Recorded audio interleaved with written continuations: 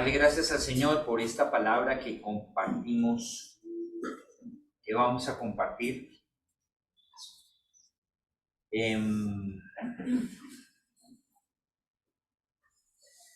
Señor, háblanos más acerca del costo de seguirte, Señor.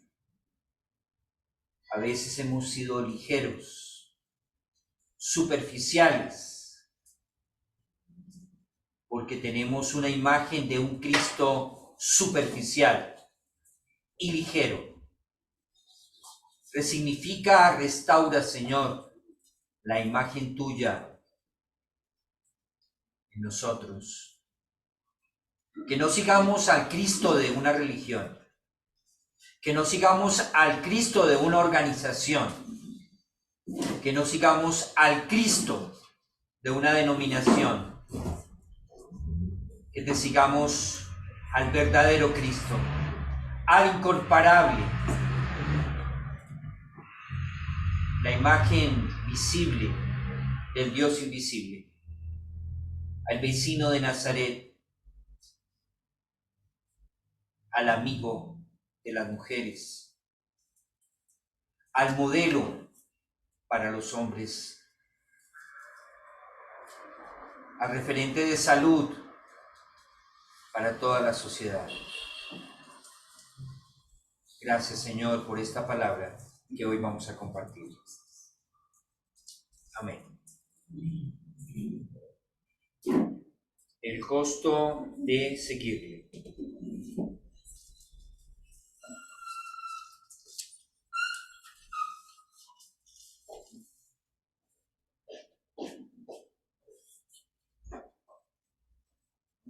Dice John Stott, para desarrollar un discipulado cristiano maduro, cristiano y maduro, no hay nada más importante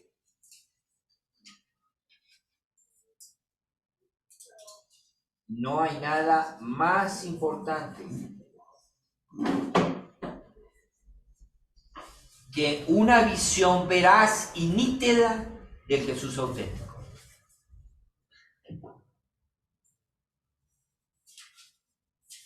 Muchas veces nos apartamos de Jesús por la imagen que tenemos de Él, que no es verdadera. La construimos a partir de la religiosidad, de nuestra relación con los otros, porque así es como se puede construir la imagen de Jesús, de enseñanzas de la cultura, de nuestras malas experiencias, de nuestras buenas experiencias, de nuestra relación con la Iglesia de Cristo, con los vacíos emocionales que pudimos haber vivido en nuestras infancias, adolescencias. Todo eso nos llevó a construir una imagen de Jesús.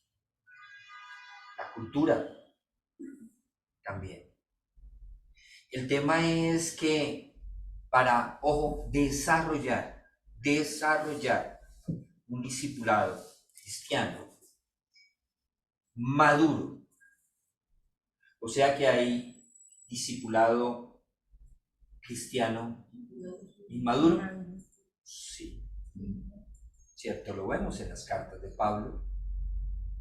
Pero dice John Stott, no hay nada más importante que una visión veraz y nítida, interesante, veraz y nítida, del Jesús auténtico. Una de las necesidades que tiene la iglesia hoy es resignificar la imagen que tenemos de Jesús. Porque nos han vendido el Cristo de la prosperidad. Nos han vendido el Dios de juicio. Nos han vendido ese Dios guerrero. Pero no nos han hablado del Dios Padre. No nos ha hablado del pastor que camina junto con su pueblo. Entonces, pensemos, tenemos una visión nítida y veraz del Jesús auténtico. ¿Qué debo yo de resignificar en mi seguimiento a Él? Insisto, es que yo tengo mis propios libros, es que yo sigo mis propias lecturas. ¿Por qué en una comunidad como el Renuevo llevamos 2 años leyendo el libro de Pagola? Qué libro tan pegachento, ¿no? ¿Usted lo ha leído? ¿Usted ha seguido la lectura? ¿Qué objeto tiene ese pastor? Ok, ahorita al final te lo compartimos y te contamos. Son dos. No, primera edición y luego saco una segunda edición. Pero, ¿por qué ese pastor tan pegachento? 2 años con un libro. O más bien será 2 años resignificando una visión veraz y nítida del Jesús auténtico. Más bien. ¿Por qué le dio por...? ¿No hay otro? ¿Acaso por ahí no hay? Sí, hay muchos otros libros que se han escrito acerca de Jesús. Uno magnífico de John Stott, Jesús, el Cristo, el incomparable. Excelente libro. Y muchos otros hay. Pero para la necesidad de esta pequeña congregación, en la dirección que recibí de Dios, me pareció que era mejor ese libro. Primero que todo porque resalta la humanidad de Jesús. Y en sus contextos y en las teologías evangélicas nos han presentado un Jesús que no es hombre. Eso es un error. Eso es una herejía. Es un Jesús disociado de nuestras realidades, de nuestra cotidianidad. Es un Jesús que levita. Cuando Jesús asciende a los cielos y los discípulos se quedan mirando hacia arriba, el ángel les dice, sigan mirando hacia arriba. ¿Qué le dice el ángel? No miren arriba, ahora miren, pero no miren, ya no tienen que mirar arriba, porque el que ascendió, ahora tienen es que cumplir su misión, porque ahora ese Jesús va a estar con la iglesia. Dice, y os enviaré otro consolador, otra manifestación de su presencia diferente para estos tiempos. Entonces, por esa razón es que, ustedes me han escuchado muchas veces, el Renuevo no es una congregación de actividades, es una congregación de procesos. Aquí usted no viene a una reunión, a una actividad, usted forma parte de un proceso. Si usted lo sigue, usted se enganchó con un proceso. Si usted es intermitente, entonces no ha hecho proceso. Entonces, lo que trato es también, somos una comunidad de la palabra. Eso dice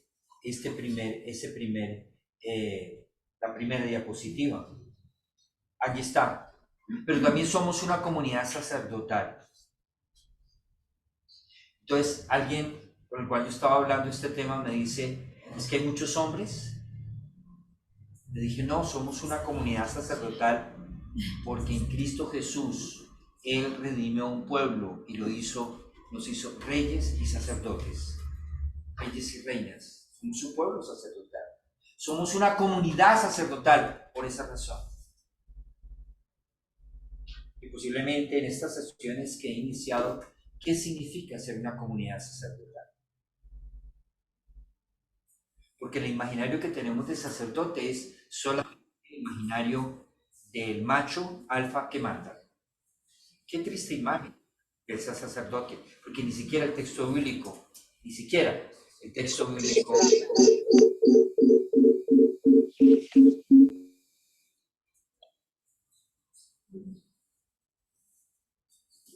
Entonces, Vamos al pasaje que leímos. Vamos a Lucas. Lucas 9, 57. Lucas 9, 57.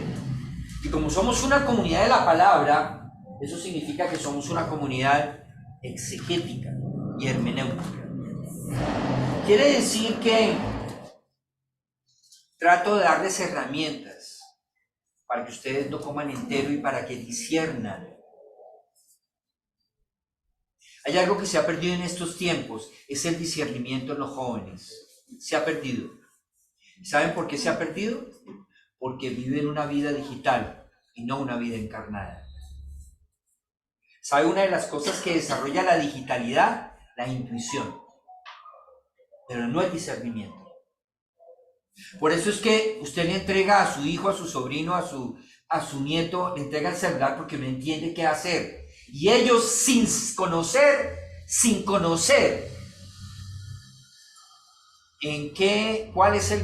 cuál sería la tecnología de ese celular, si es smartphone, si es iPhone, ellos intuyen y deducen qué hacer.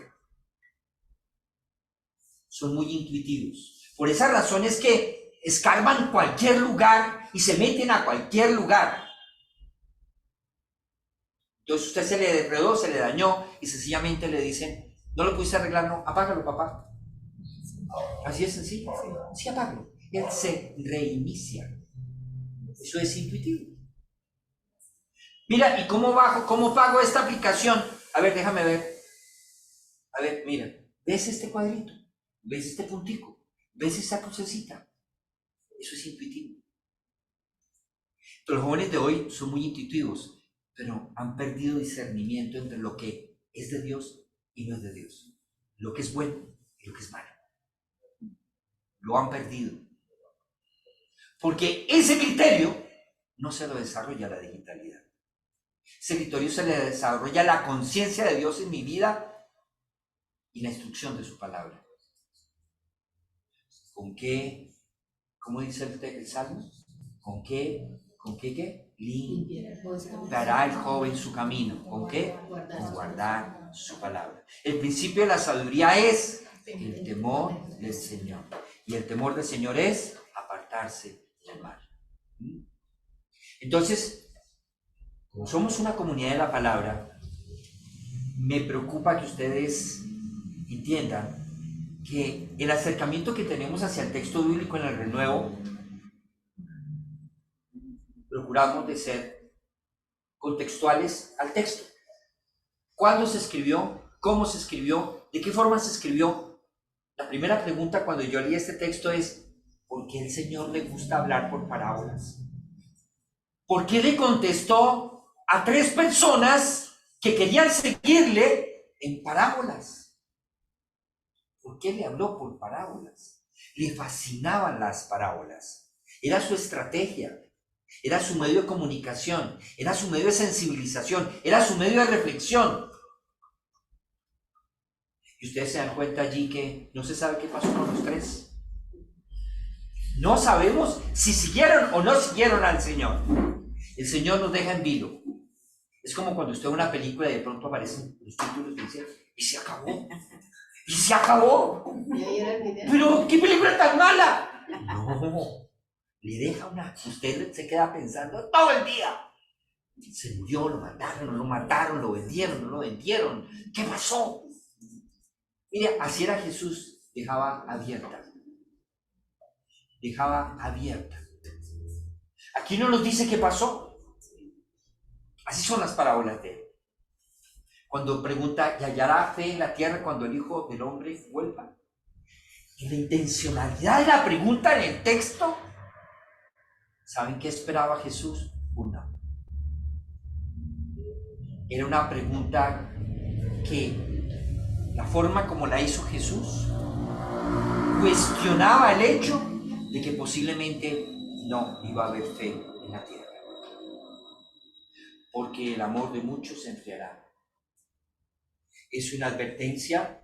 Sí, la Biblia está llena de promesas, pero también está llena de advertencias.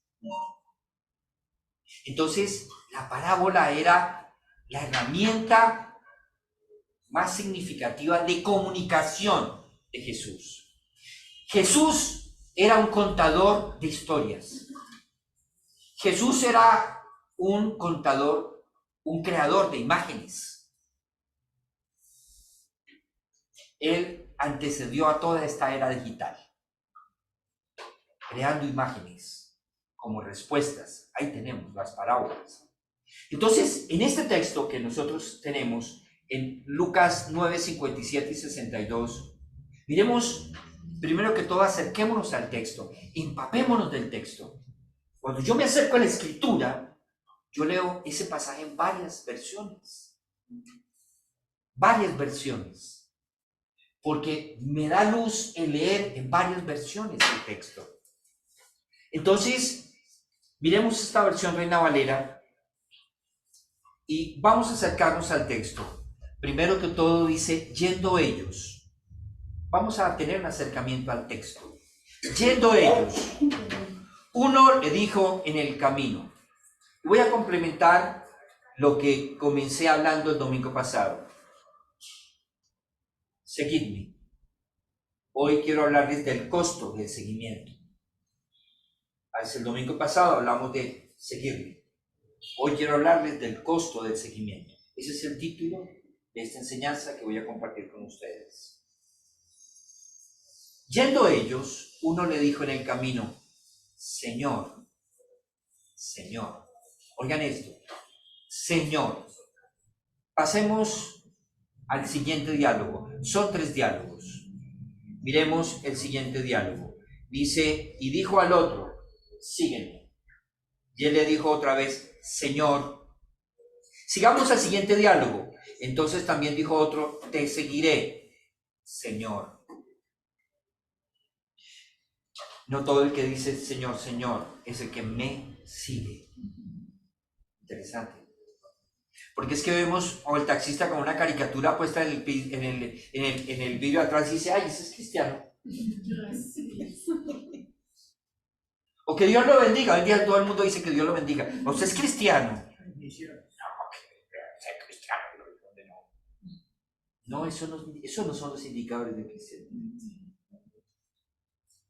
Entonces, Señor, ahora notemos que son 3 diálogos. Si ustedes se dan cuenta, el primer diálogo, uno le dijo en el camino, Señor, te seguiré a donde quiera que vayas. Y si ustedes se dan cuenta, vamos al tercer diálogo, entonces también dijo otro, te seguiré. El del primer diálogo dice, te seguiré a donde quiera que vayas. El del tercer diálogo dice, te seguiré, Señor, pero, estos 2 diálogos están conectados en esta estructura. Están conectados el primer verso del diálogo con el último verso del diálogo. Entonces, el primero dice, te seguiré a donde quiera que vayas. En el diálogo tercero dice, te seguiré, pero, diferente, ¿no? Los dos, uno dice, te seguiré a donde quiera. El otro dice, te seguiré, pero, ¿qué responde Jesús al primero? El primero pareciera que no sabía el costo. Versión contemporánea, Señor, te seguiré al infinito y más allá.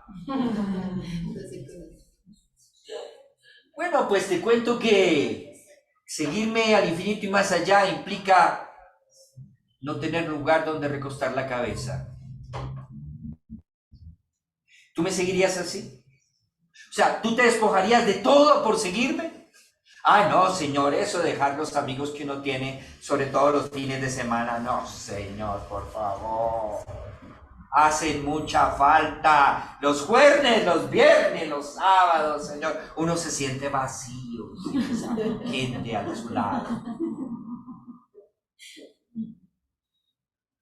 Sí, cuando se notan los amigos, cuando se muere alguien y nadie va al entierro. Pero si tengo 10,000 amigos en YouTube y en Facebook, nadie.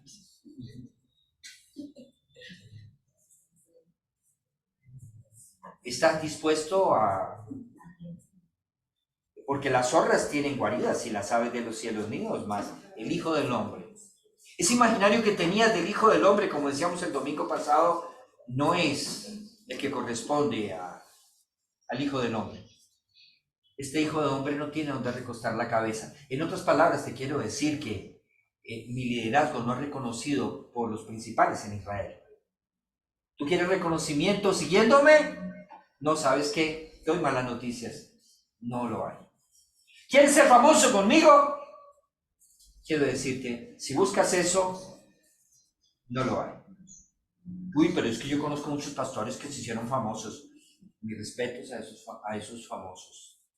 Pero el único famoso aquí es la persona de Jesús. Aquí no promovemos personajes. Aquí solamente promovemos la persona de Jesús. No más. Si usted quiere un ministerio para ser personaje, eso es un proceso de deshumanización, decía Paul Tournier, un teólogo. Decía, cuando un ministro quiere ser personaje, deja de ser persona. Interesante. Deja de ser persona. Complicado. Se deshumaniza. Paul Tournier. Ustedes buscan Paul Tournier y buscan el libro Persona o Personaje. Ya les aparece el libro. Fue un libro que él escribió y se llama así, Persona o Personaje. Paul Tournier, así como suena. T-O-U-R-N-I-E-R.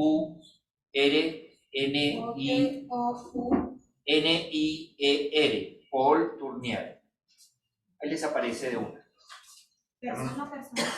¿Cómo? Persona, personaje. Personaje o persona. Aparece, ahí aparece. Pero no se pongan a leerlo ahorita, esto lo pueden leer. Pero repites la frase, por favor. Ustedes son tan curiosos que comienzan a leerlo ya. ¿Cómo es la frase, por favor? Que aquel que busca hacer, palabras más, palabras menos, aquel que busca ser personaje deja de ser persona.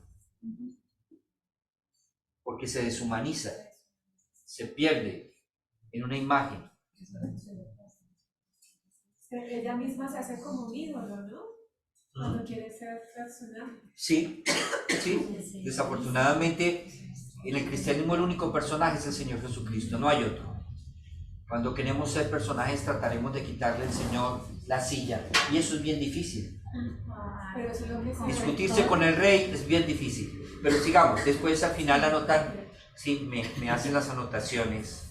Ok, entonces encontremos, hay 3 diálogos, los 2 primeros están relacionados, pero el del centro, noten que cuando le dice, sígueme, él le dijo, Señor, déjame que primero vaya. El tercer diálogo dice, pero. El primero dice, te seguiré al infinito y más allá. Pero el segundo diálogo dice, déjame primero. Si ustedes se dan cuenta, en el primer diálogo es el único en el cual el Señor lo invita a que le siga. Sígueme. Y dice, y le dijo, Señor, déjame primero, vaya y entierre a mi padre. Está entre comillas en el texto, en la versión, no está entre comillas. ¿Pero por qué lo puse entre comillas? Ahorita les voy a explicar por qué. Porque era una expresión cultural. Incluso en nuestra cultura de la generación anterior, usted escuchaba decir frases muy sabias como, es muy doloroso que un padre entierre a sus hijos antes de su muerte. ¿Está diciendo que los hijos se le murieron? No, no está diciendo eso. Está diciendo que puede pasar en la vida de un padre que eso pase, y lo más doloroso. Y recuerdan ustedes, por lo menos yo lo recuerdo con mi mamá, mi abuela, decía, espera que usted va a tener que enterrar a su mamá. ¿Significa que yo voy a enterrar a mi mamá ese día? No, pasaron 100 años para poderla enterrar. 100 años. La viejita duró 100 años. Sí. Wow, te tengo Charlie para hablar. Así será, amén. Ok. Déjame primero vaya. ¿Sí ven? Hay una diferencia acá. Y es que primero, antepone primero. El otro dice el pero. El otro dice a dónde. Tienes que tener en cuenta, a donde quiera que vayas, A donde quiera que vayas implica, tiene un impuesto. Entonces, aquí Jesús sencillamente le dice, le da una orden. Deja que los muertos entierren a sus muertos. Tú ve y anuncia el reino de Dios. Si ustedes se dan cuenta, en el segundo y en el tercer diálogo está en rojo ahí, se hace mención al reino de Dios. Anuncia el reino y no es apto para el reino de Dios. Entonces, aquí, ¿con qué nos encontramos? Aquí hay 3 parábolas, pero estamos acostumbrados que la parábola del hijo pródigo es muy larga, ¿sí? La parábola de la levadura, la parábola de la oveja perdida, sí, pero aquí hay parábolas cortas. La parábola es una forma literaria. Entonces, la forma tiende a comparar. Compara con la realidad. Entonces, ¿qué compara Jesús? Primero que todo, el primer diálogo, ustedes ven, está en amarillo, las zorras tienen guaridas y las aves del cielo nidos. Allí está una parábola.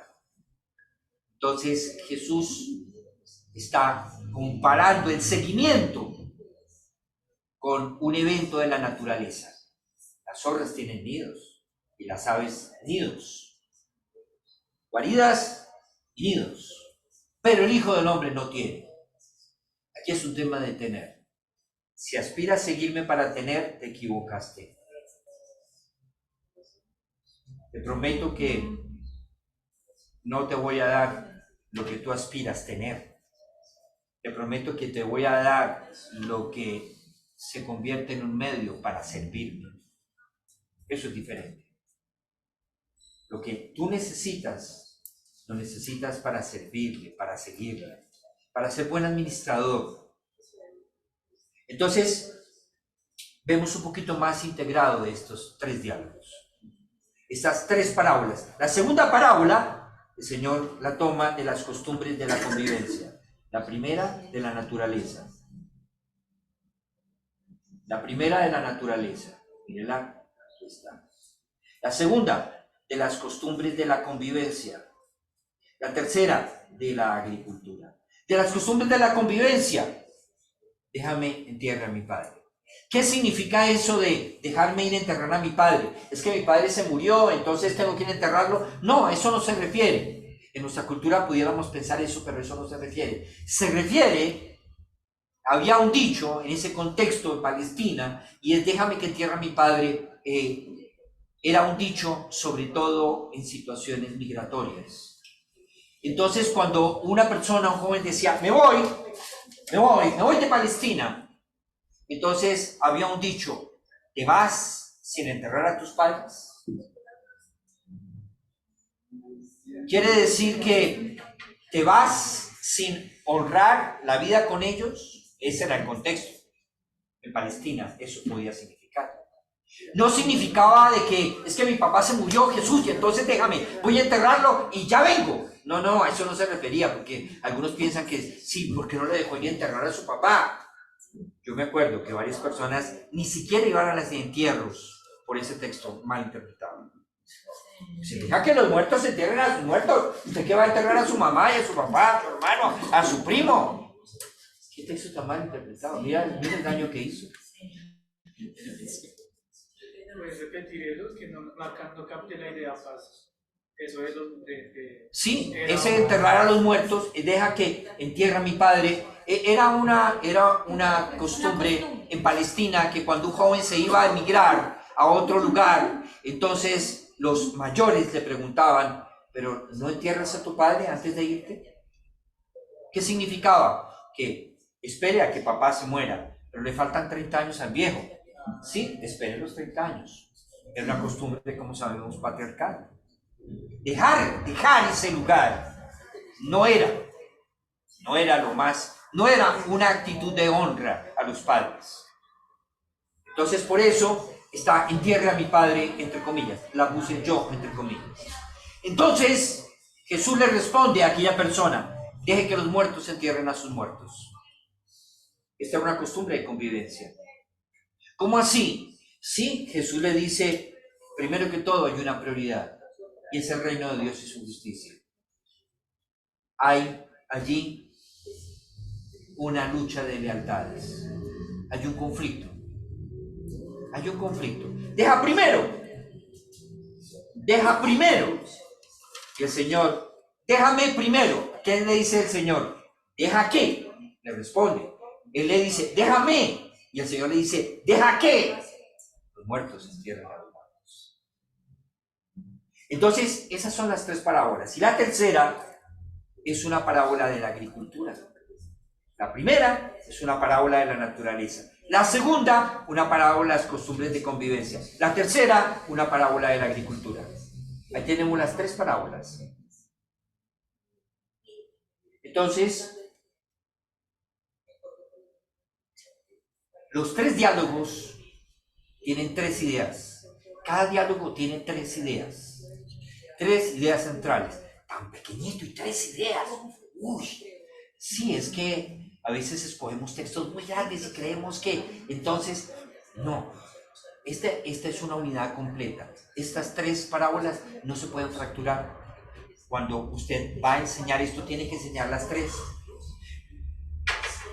Entonces, hay tres ideas allí. Seguir, ir y el costo, que está representado en una parábola. Seguir, ir y el costo. Son 3 ideas que hay en los 3 diálogos. Le dice, sígueme. Tienes que seguir y además de eso hay un costo. Esos son los 3 elementos. Entonces las 3 parábolas ilustran el coste de seguir a Jesús. Las 3 parábolas ilustran el coste de seguir a Jesús. Entonces, ¿con qué nos encontramos? ¿Cómo? Está ir, seguir, ir y el costo. Seguir, ir y el costo. Seguir, seguirle, ir detrás de él. Ese seguirle tiene una acción de ir. Y esa acción de ir tiene un costo. Hay que dejar. Noten que allí Jesús, déjame, deja que. Hay 2 dejares diferentes. Ok. Entonces, vamos a mirar los 3 diálogos. Primer diálogo. El que quiere seguir a Jesús e ir a donde vaya su maestro, pero no ha tenido en cuenta el coste. Ese es el primer diálogo. El segundo diálogo, él quiere seguir a Jesús, pero antepone toda su vida familiar antes de seguirle. Recibe de parte de Jesús la orden de ir y proclamar el reino. La segunda, él quiere seguir a Jesús, pero antepone toda su vida familiar antes de seguirle. Te seguiré después, cuando mis viejos hayan muerto. Te seguiré después. Es un procrastinador por excelencia. Mañana te seguiré, Señor. Mañana voy a leer a Pagola. Mañana voy a hacer el devocional. Como dirían los chinos, Magola. Mañana no lo vas a hacer.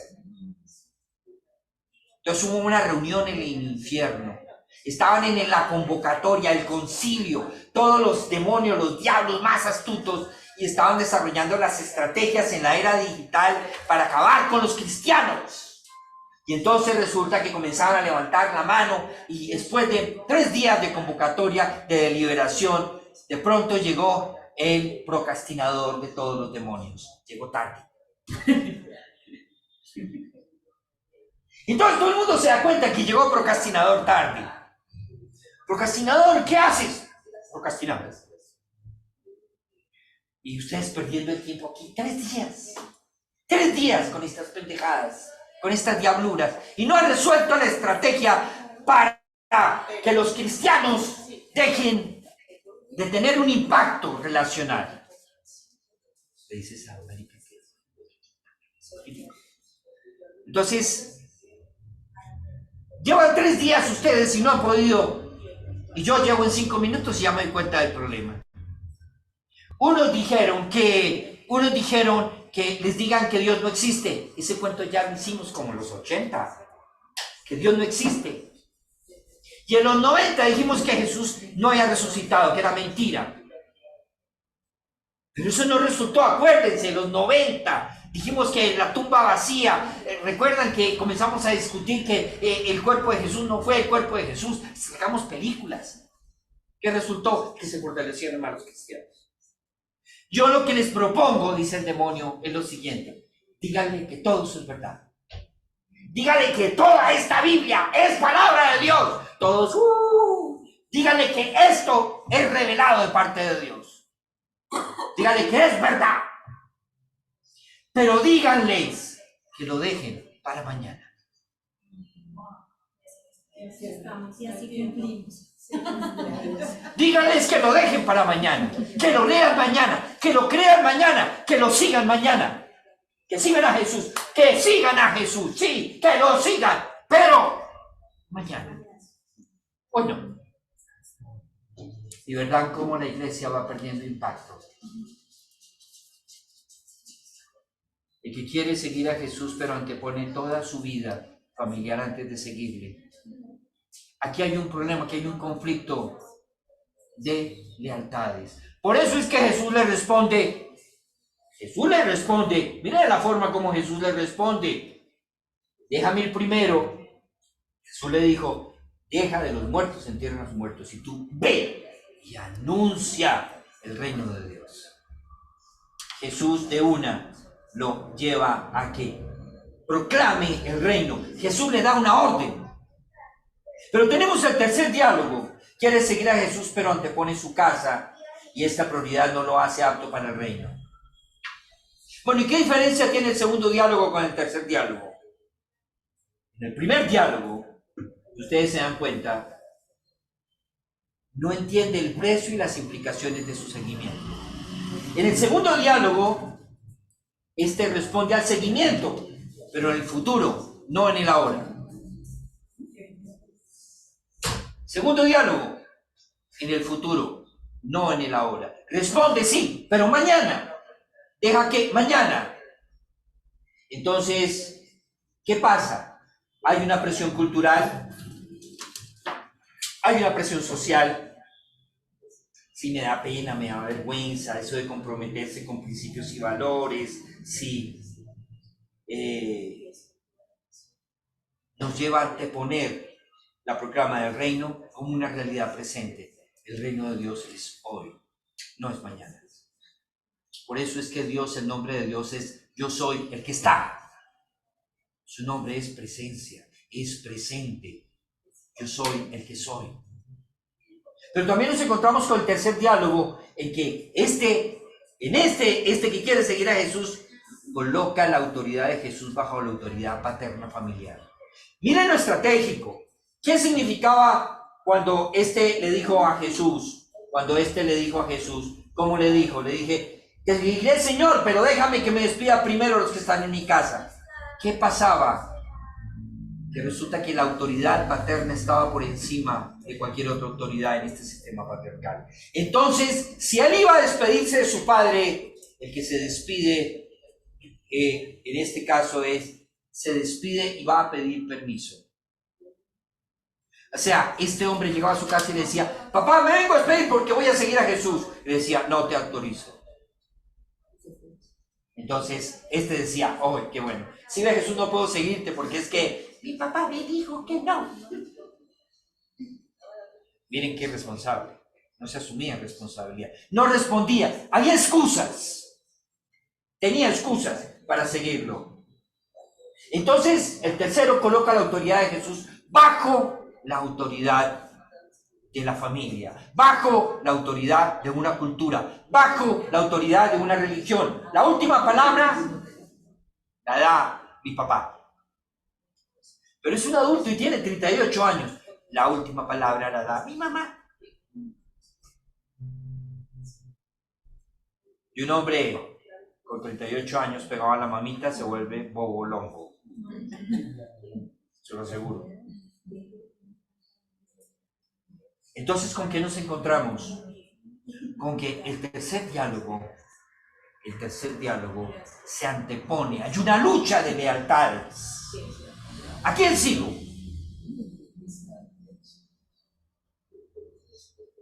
Entonces, ¿qué significa eso de mirar hacia atrás?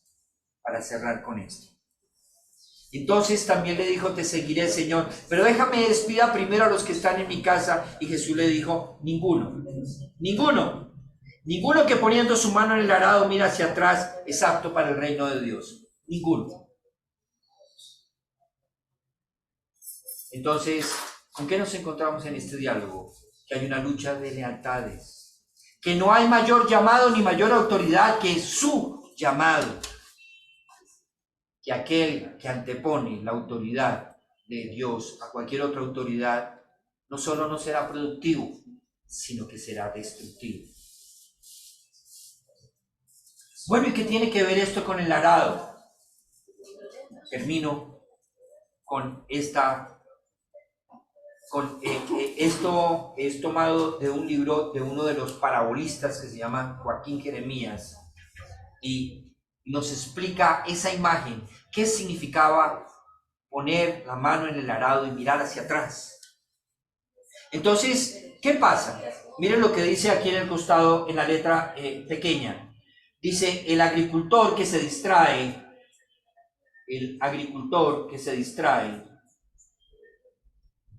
dice, el agricultor que se distrae puede con el arado romper la madera. Acuérdense que el arado no era de hierro,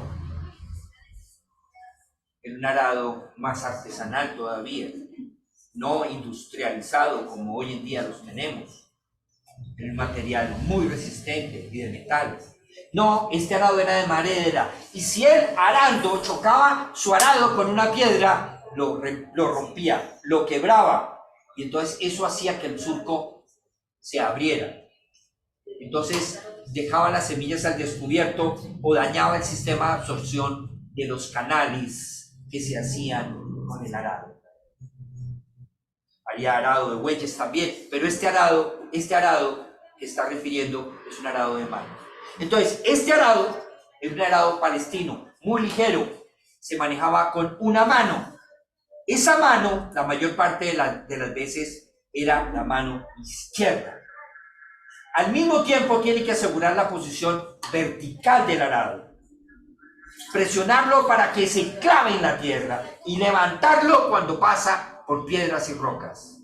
La otra mano el labrador la necesita para estimular a los bueyes recalcitrantes con un palo de 2 metros de largo. O sea, allí intervenía la mano y los bueyes. ¿En qué nos encontramos aquí? ¿Con qué nos encontramos? Que era una labor que se hacía y tenía que tener mucho cuidado para hacer los surcos. Entonces, ¿qué pasaba? Al mismo tiempo, el labrador, mirando entre los animales, tiene que conservar constantemente el surco a la vista. Esa manera primitiva de arar requiere habilidad y una gran concentración en lo que se está haciendo. Si el labrador vuelve la cabeza, el nuevo surco se tuerce. Del mismo modo, el que quiere seguir a Jesús debe estar dispuesto a romper todos los vínculos con el pasado y poner su mirada solo en el reino de Dios que va a venir. Significa, ojo, no se trata de olvidar el pasado, sino romper los vínculos con el pasado. Mirar hacia atrás. Dice que aquel que mira hacia atrás y quiere seguir arando, no va a arar bien. Y se va a convertir en un obstáculo para la siembra de la semilla. Por esa razón, precisamente, Jesús le dice que no puede haber lealtades divididas. El primero le recuerda que la lealtad es total. El segundo le recuerda que la tradición o la cultura no es mayor autoridad que él. Y el tercero, que no puede haber lealtades divididas, pues esta lo inhabilita para servir. Si tenemos lealtades entre Dios y el diablo, bueno, como pareciera que es más fácil, ¿cierto? No, el diablo. Entre Dios y el mundo, más difícil. Más cuando el mundo tiene sus características que nos atraen. Listo, no buscamos poder, buscamos fama, otra forma de poder. Buscamos reconocimiento, otra forma de poder. Entonces a veces nuestras oraciones es: Señor, dame unos dones poderosos de sanidades y yo así te sirvo. ¿Qué buscamos en el fondo? Ser importantes, no hacerlo a él importante. Entonces, para nuestra próxima reunión, eso del discipulado es ser semejantes a Cristo. Seguirle a él nos hace semejante a él. La pregunta que nos queda es: ¿realmente la iglesia cristiana es una iglesia semejante a Cristo? Nosotros como comunidad de Renuevo somos semejantes a Cristo. Nuestra vida es semejante a la de Cristo. O es semejante a la tradición religiosa, a la cultura o al imaginario que cada uno ha creado de parte de Dios. Señor, queremos ser semejantes, pero a ti. Señor, queremos seguirte solo a ti. Señor, danos más conciencia de nuestro seguimiento. Danos más conciencia, Señor, de nuestra relación. Danos más conciencia, Señor, del costo del discipulado. Gracias, Señor, por tu palabra.